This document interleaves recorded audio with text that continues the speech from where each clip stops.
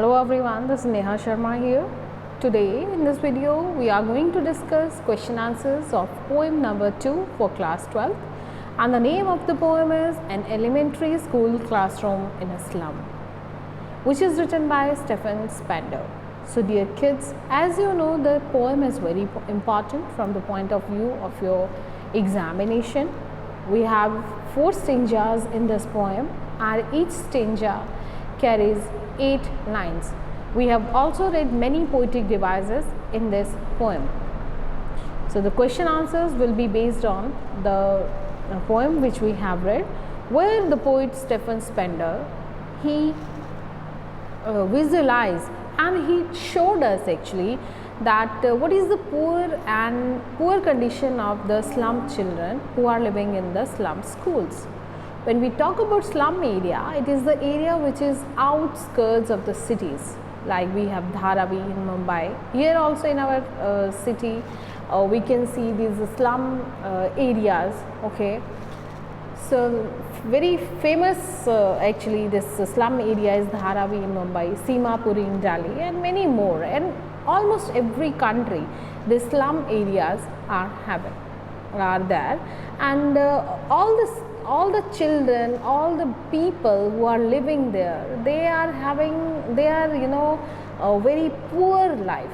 Actually they are forced to live such a damped and cramped holes, right, where there is no proper drainage, no water facility, everything everywhere there are heap of garbages and all. So in such poor condition, how the children they survive. Have you ever thought about them? No, because in the busy schedule we never have time to think on that, and we do not think, right? But if you want to do something, generally what we do, we just do something, 100 rupees, 500 rupees, 1000, whatever we can, as the charity sometimes. But do you think that money can change the life of those people? Of course yes, but do you think that money which has been given by the charity and to different NGOs who are taking care of that, so that money actually is not going directly to the people, right? And even there is a fault of the government also, that what special they are doing for them. They are actually only the voter banks of the government. At that time only they just provide them something, right? And the main thing is what they need only food, right, to eat. So sometime in once in a year, twice in a year, they just give them some food packets or something, and in the entire life they will know, in all of the days of the year they do not think about them. So it is very bad actually, right? So this we have read in this poem, An Elementary School Classroom in a Slum. This has been highlighted by Stephen Spender here, and towards the last stanza of the poem he urged the government, right, to take such actions that the lives of these children, they should also enjoy at least the basic amenities of life, right? So let's talk about this. Question number 1 here. What do you think is the color of sour cream? People generally call it sour cream, but this is not sour, this is sour. I have told you earlier too, sour cream. Why do you think the poet has used this expression to describe the classroom walls, right? So sour cream here means what? We are talking about the cream which has been spoiled, right? Generally we are talking about that cream जो दूध में मलाई होती है, अगर mummy उसको थोड़े दिन के लिए बाहर रख जाती हैं, भूल जाती हैं रख के, so that color of that malai that becomes smelly and the color changes. So that is being compared here, and that is a metaphor actually to show the walls of that classroom which is in the slum area. So answer is here that the poet says that the color of the walls is of sour cream. The poet wants to convey the idea that the children living in the slum has no happiness in their life. It has become sour, and the cream color represent paleness, dullness, right, of the room. And the children have no vitality in their lives, thus they have become pale due to malnutrition. So that is what. Next is, the walls of the classroom are decorated with the pictures of Shakespeare, building with domes, world maps and beautiful valleys. How do these contrast with the world of these children? So we have read this in the second stanza of the poem, that the classroom is decorated with the pictures of Shakespeare, building of domes, Troy's Valley, world map, and many more pictures are there. So what is that? Are these pictures helping the students who are living there, who are studying there in the slum classrooms? No, because the standard of the education which is being provided to them, that is not up to the mark, right? So the world of the children living in the slum is totally different from the pictures of Shakespeare. Maps, beautiful valleys and big buildings. Their world is confined to the slum in which they are living, and the open, joyful world is accessible to them. So this we will write down in this question. What does the poet want for the children of the slum? How can their lives be made to change? So the poet wants the children should be taken out of their slums. Their living condition should be changed. The poet wants that the children should be shown green fields. They should be allowed to live a free and carefree life without any worry. They can concentrate well on their studies, right? They cannot study properly because their heads, we have read in the first stanza where the poet is describing the 4 students of the class. He has described first the tall girl who has weighed down her head. And why she had weighed down her head? Because of the burden of the poverty, right? So there should be no burden actually on the children. That's why only then they can study.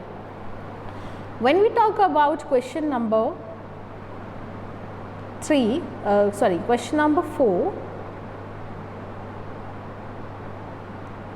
what does Stephen Spender?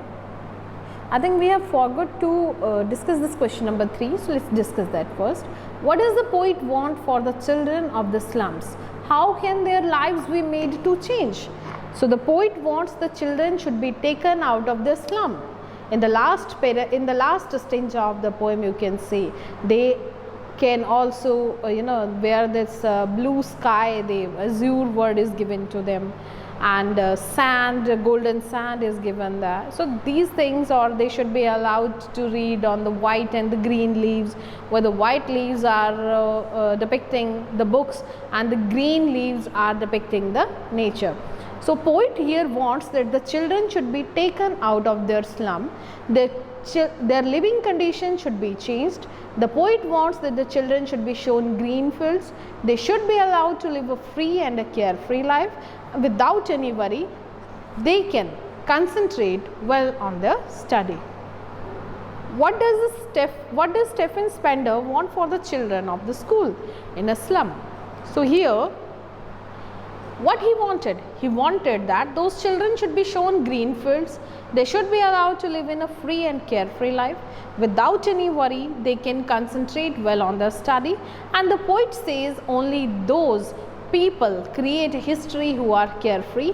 Therefore, he requested the authority, the governor and the government to blot their maps and break till they break this line. Here this we can write down that also, but same line we cannot write down in the answers, but you have to paraphrase the lines as I have explained in the previous videos. So from there you can just make the notes and you can write down some of the points from there.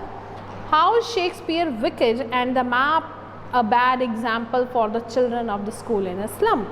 So when we talked about map in the explanation video also, we learnt that that map which is there in the classroom, the slum area where they are living, that slum area is not there in the maps. So they will not enjoy, right, the big buildings, the slum area that is you know surrounded by the big tall beautiful buildings and all that, but their slum area is not there, that is not mentioned, that is not plotted in that map.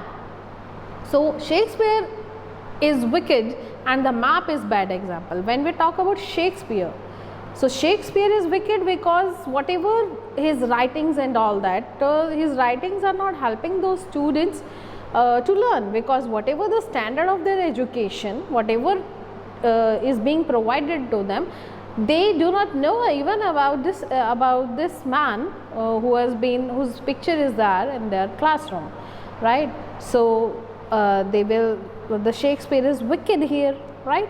And the map, that is not helping, because that map is not being blotted in the map which is there. So the poet says that it will be useless to talk about Shakespeare to the children in classroom. He even says that Shakespeare is wicked, and the big map with all these places, ships and so on, tempts the children to steal also.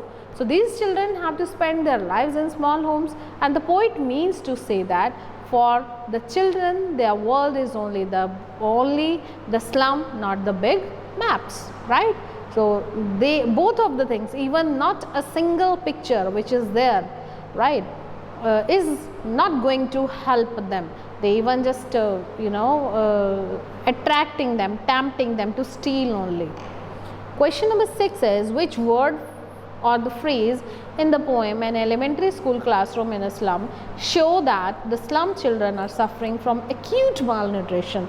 So this we have learnt in the stanza number 1 of our poem, that they are suffering from acute malnutrition. When we talked about the tall girl whose head was who weighed down her head, so that is what, due to the load of the poverty, right? Second, we have learnt about that they are unwanted weeds also, right? And third thing we have learnt there, that their hair are torn on the pallor, right? So their pallor means what? The pale faces. And then the poet described two boys. One is the boy who is paper seeming with red eyes, right? So that is what? That is also the physique of a malnutrition student, which Stephen has described here. And the second last one is a boy who is suffering from the gnarled disease, which he inherited from his father. So that from there we will learn that all the students who are there in the classroom, almost all are malnutritioned. And then there is one last young and small boy who is not at all willing to stay in the class. He want to just enjoy the scenes outside. He wanted to enjoy the squirrel game, right? So this we have learnt in this stanza. So there are many words and the phrases in the poem that show the slum children are suffering from malnutrition. These words and the phrases are: hair torn round their pallor, tall girl with weighed down head, the paper seeming boy with red eyes, and the stunted ear of twisted bones. So these are some of the examples which you can give here. Next, when we talk about question number 7 here, how does the poet describe the classroom walls? So the poet explains the classroom in detail. He says that the walls of the classroom have cream color, right? When he says the sour cream wall, they smell like sour cream. They are decorated with many pictures, maps of the world, and the picture of Shakespeare. So this is the condition of the classroom. Question number 8 is, Whom does the poet appeal to change the life of the children for better? So this we have studied in the last stanza, that the poet appeals to the governor, inspector and the visitors to do something for the children, and the poet wants that the children should be shown green fields. They should be allowed to live a free and a carefree life without any worry. They can concentrate well on the studies, and the poet says that only those people create history who are carefree. Question number 9 is how does the poet describe the walls of the classroom? So the poet says the walls of the classroom are cream, they smell like sour cream. There is a bust of Shakespeare in the classroom. There are pictures of big church and Troyes Valley having bell-shaped flowers, and there is an open-handed map which shows the places of the world. Question number 10 is why does Stephen Spender, here one mistake is there in the question, the is written here, so we will not add the here, so please cut this the from here, right? This the will not be there. Only why does Stephen Spender say that pictures and maps in elementary school classroom are not meaningful? So what is that? The poet says that there is a bust of Shakespeare in the classroom. What is this bust? When we are talking about this bust, this bust is a picture till chest, right? It may be the statue also, and the picture which is till the chest only, that is called bust. So the poet says that there is a bust of Shakespeare in the classroom. There are pictures of big church and the Troyes Valley. Troyes Valley, we have read, that is in Austria, a beautiful flowers valley and having well-shaped flowers. Many kinds of flowers actually are there. And there is an open-handed map which shows all the places of the world. But ironically, for the children living in the slum, their world is not that, but only the scene that can be seen outside the windows of their classroom, and that is what?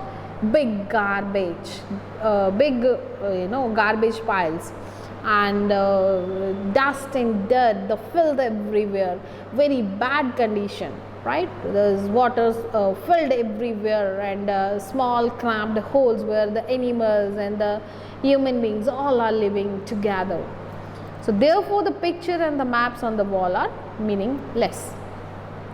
How does the word depicted on the classroom walls different from the word of the slum children? Now it's a contrast between the word outside the slum and the word within the slum, right? So there are many pictures and the maps on the wall of the classroom walls, and they present a very rosy picture of the world. But ironically, the lives of the children living in the slum are very gloomy.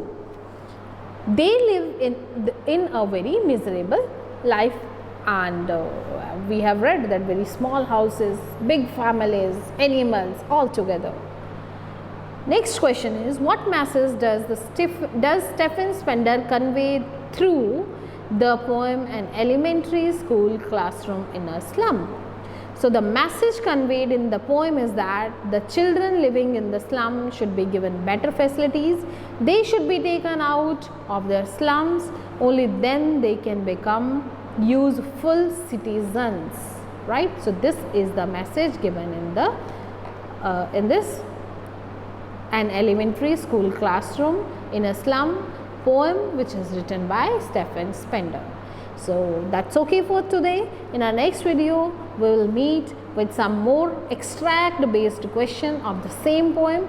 Till then, please note down these questions with your own ideas in your notebooks. It's not necessary, these are the sample answers only, means the content what you have to write down in answer, that is given here. You may change little bit, you may paraphrase these answers, but I'll request you to please use the proper in the perfect sentences with the good words, right? So that will help you to just make the expression of your writings cool. Thank you very much, guys. Have a nice day. Stay safe, stay healthy.